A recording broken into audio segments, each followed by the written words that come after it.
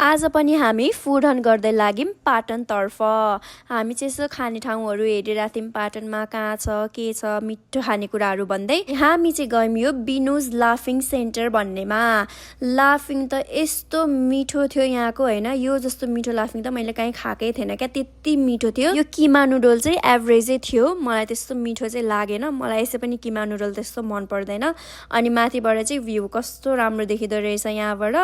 अनि फेरि हामी यतिकै त्यो खाइसकेपछि हल्का पाटन एक्सप्लोर गऱ्यौँ। अनि त्यहाँनिर हामीले एक्सप्लोर गर्दा गर्दै के एउटा भट्टी थियो क्या, अनि हामी त्यहाँनिर छिर्यौँ होइन। यस्तो मिठो खानेकुरा त्यहाँको त जे पनि मिठो के, कस्तो मिठो लाग्यो हामीलाई यहाँको खानेकुराहरू। अनि फेरि त्यहाँ खाइसकेर यसो फेरि हिँड्दै गऱ्यौँ। अनि पानीपुरी खान मन लाग्यो, अनि हामीले चाहिँ त्यहाँनिर पानीपुरी खायौँ। पानीपुरी मिठो नै थियो, अलिक बेलुका भइसकेको थियो नि त, अनि लास्टको थियो, त्यही भएर ठिकै नै थियो पानीपुरी चाहिँ। अनि लास्टमा हामीले कुल्फी खायौँ। That's all for today, by.